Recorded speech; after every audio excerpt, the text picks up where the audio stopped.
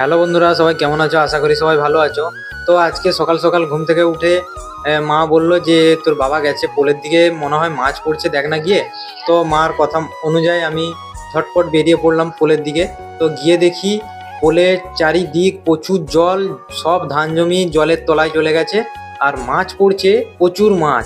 মানে কোনো জায়গায় হয়তো পুকুর টুকুর এই জলে ভেসে গেছে।